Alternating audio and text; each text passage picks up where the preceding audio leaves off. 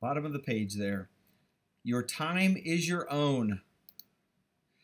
The work factor is an important part of understanding the differences between PAWS and UAWs. Note in our study of middle income respondents the percentage, 59.1% versus 24.7%, of PAWs versus UAWs who are self-employed. In this study, self-employed planning their investment strategies than those who work for others. Self-employed, even those with middle incomes, typically integrate investment planning into their work lives. Most employees, in sharp contrast, have a set of job-related tasks that are independent of planning their investment strategies. Why is this so? Those who succeed among the ranks of the self-employed never take their economic position for granted. Most middle-aged people who are self-employed have seen good as well as bad economic times. They tend to offset the inevitable changes in their revenue by planning and investing.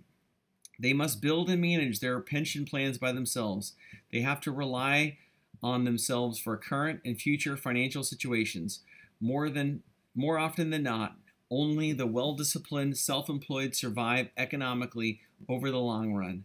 But you may ask, don't these people work long and hard? Yes, most successful people who are self-employed work 10 to 14 hours per day. In fact, this is why many employees shy away from even considering going out on their own. They want something less demanding. They want to be employees. But most workers, even those with middle-level incomes, also work long and hard. As for employees who earn annual incomes in the upper 5 or lower 6 figures, much of their time and energy is allocated to their jobs. They usually don't have the benefit of writing their own job descriptions, and their occupational tasks typically don't include setting aside a few hours per week to plan their investments.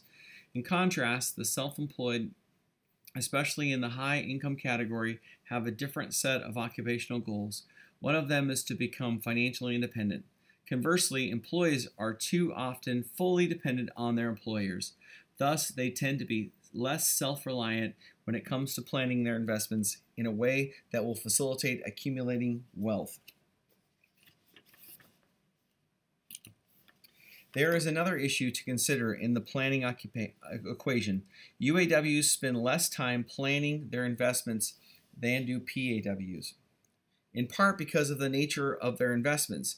UAWs considered cash, near cash, or equivalents such as savings accounts, money market funds, and short-term treasury bills to be investments.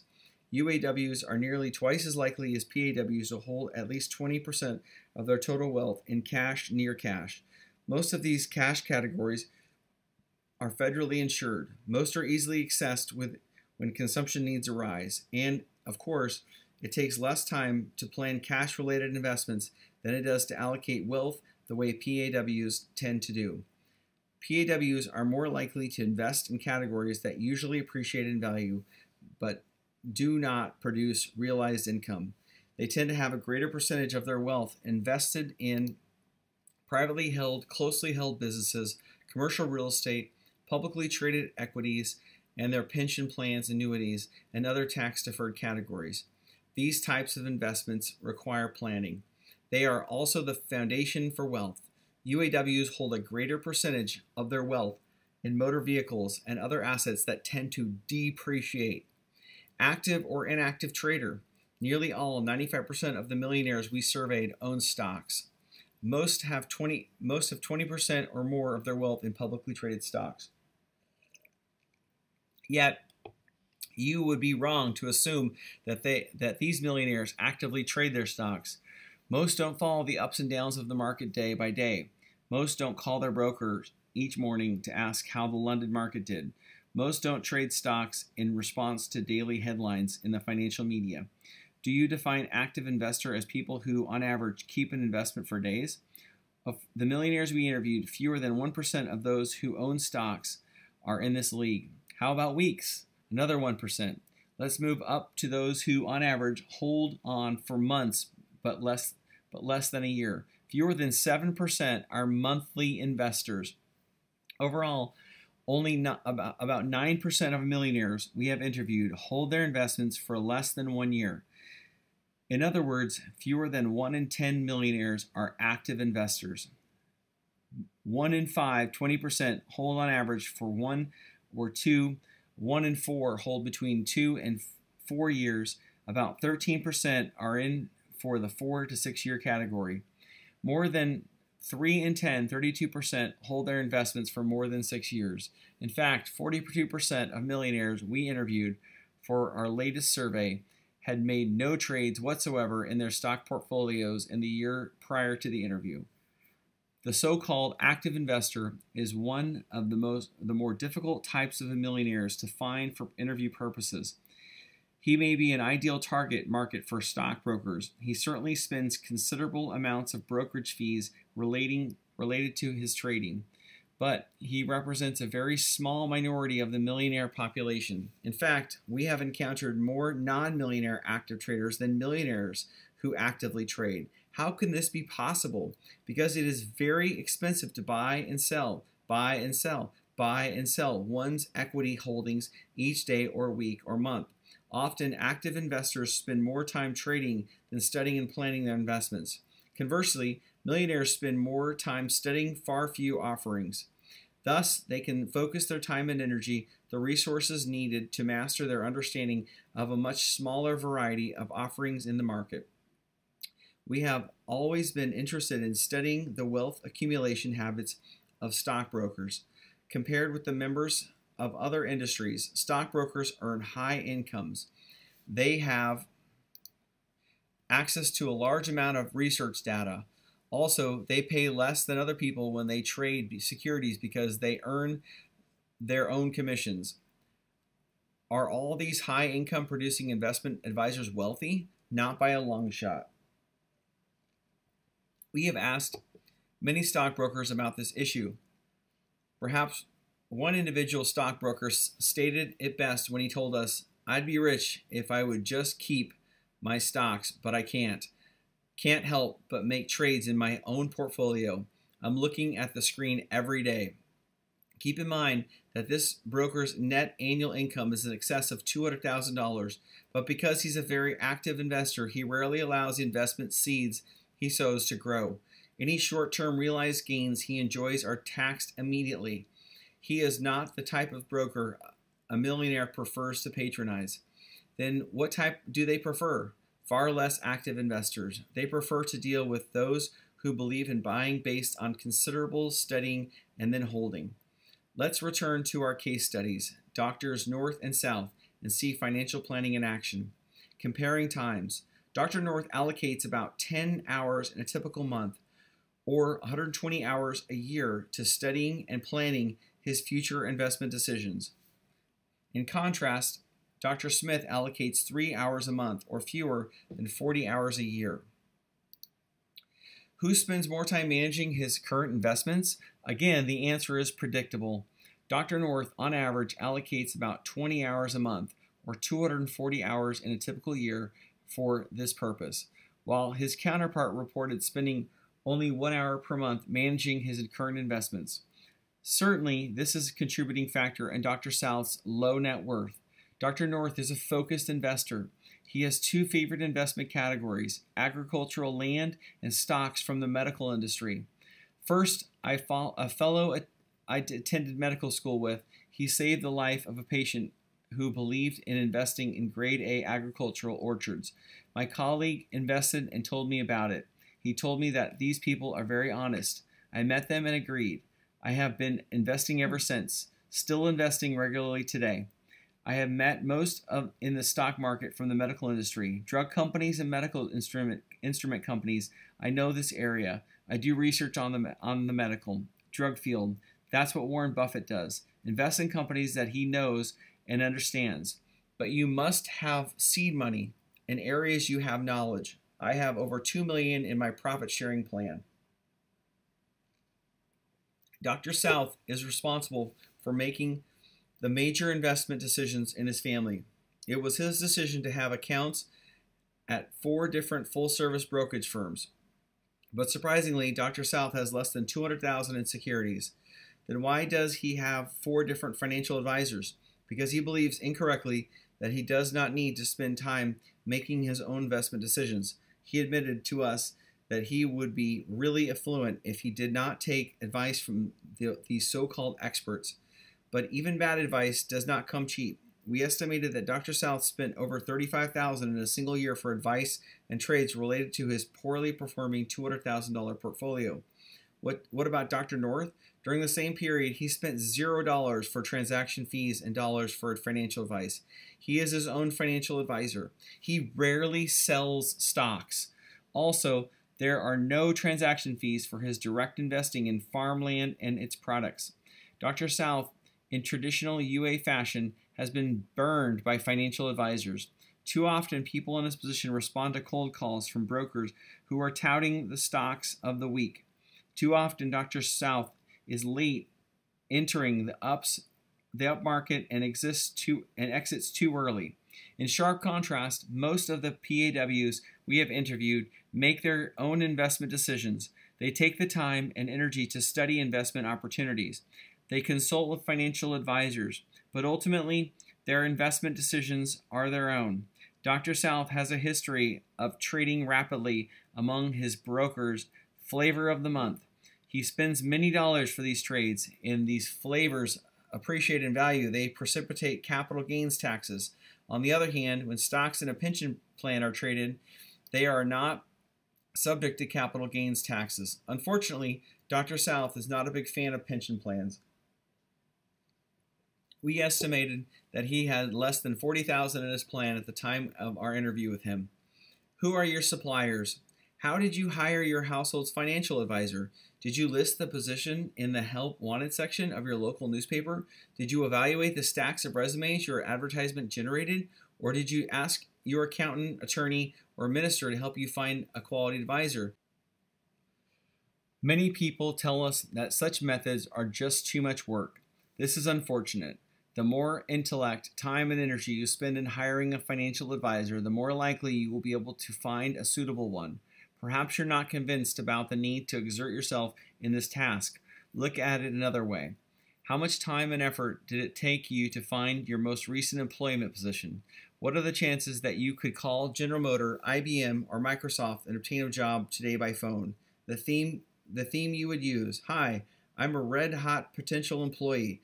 I can greatly enhance the productivity of any department in which I'm placed. I'm smart, efficient, positive, personable, well-groomed, resourceful, and have empathy for the needs of others. When do you want me to start? Your chances of being hired by placing a telephone call, especially a cold call, are near zero. Then why do so many people hire their financial advisor after he or she made a cold call to them? Because they are not experienced in hiring employees. Why aren't you as wealthy as you should be? It may be because of the way you operate your household. Would a business, especially a very productive one, ever hire a key employee without doing a serious background check and in-depth interview? No. Yet most people, even those with high incomes, hire financial advisors after obtaining little or no background information about these employment candidates. Some high-income people have responded to our views on this topic by stating, "But I'm not hiring an employee. I'm just doing some investing with the fellow who called on me." Our response to such statements is simple. Operate your household like a productive business. The best businesses hire the best people. They also patronize the best suppliers. Utilizing the best human resources and top suppliers are two major reasons the most productive organizations succeed while others fail. You should view all financial advisors who solicit you as a client merely as applicants. View them as a prospective employee or suppliers for your household. Then ask yourself some simple questions. What criteria would a productive personnel manager use in evaluating each of these applicants? Would a skilled purchasing agent and/or chief financial officer of an organization buy investment information and products from this potential supplier? What criteria, what key pieces of background information would be used to evaluate potential suppliers? Before a well-run business would ever hire a financial advisor or a supplier of investment intellect, it would insist on many vital pieces of hard copy, including the following: several references, an official college transcript, a credit check, a series of personal interviews, completion of a detailed employment application, documents attesting to the ability of the applicant to perform the duties and tasks required. Your ability to hire high-grade financial advisors is directly related to your propensity to accumulate wealth. This, in turn, relates to one of the fundamental reasons why business owners outpace all other occupational categories in accumulating wealth. Most high-income business owners have more experience in evaluating potential suppliers, employment applicants, and human resources in general than do individuals in other occupational groups. Being in business requires the constant evaluation of such resources. The Martin Method. Several years ago, we had the pleasure of interviewing Mr. Martin, a very astute investor and a self-made millionaire. Mr. Martin participated in a focus group interview we conducted with 8 multimillionaires. To be included in the group, respondents had to have a net worth of $5 million or more. Building a net worth of $5 million or more in one generation is quite an accomplishment.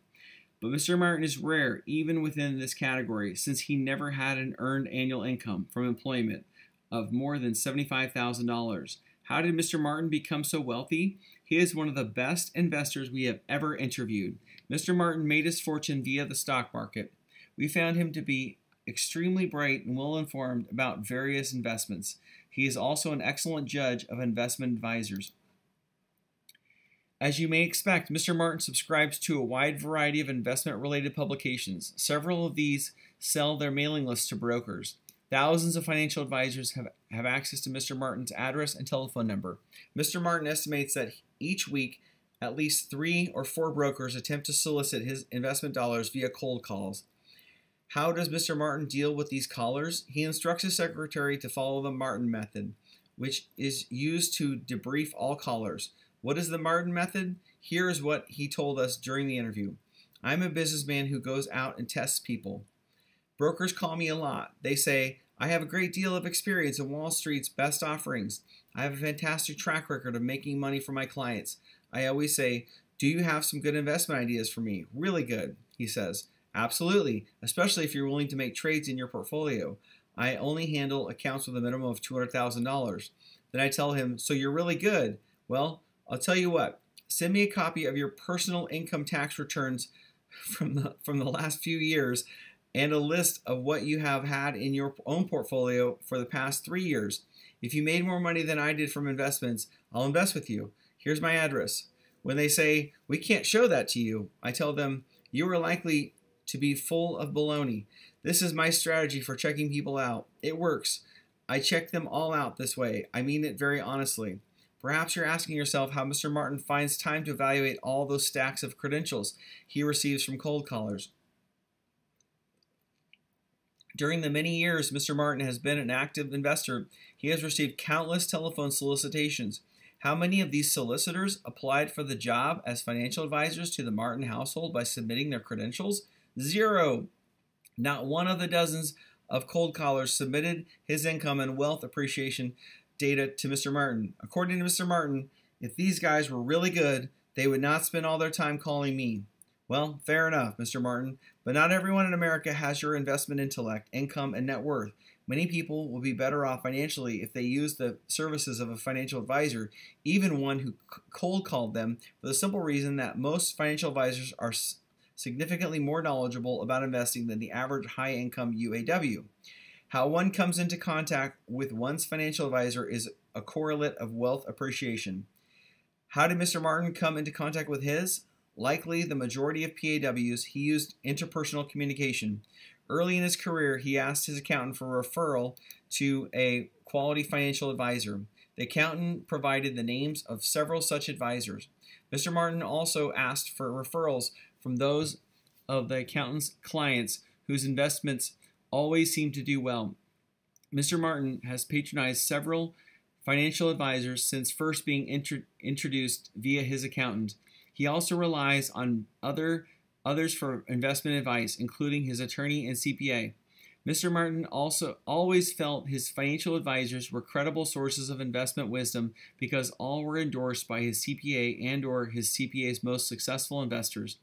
Also, Mr. Martin reasoned quite correctly that these financial advisors would treat him as a special client. Also, indeed, they went out of their way to provide him with good advice and timely forecasts. Why? To do otherwise would jeopardize their relationship with their referral network. What would Mr. Martin do if his advisors provided him with poor service and low quality advice?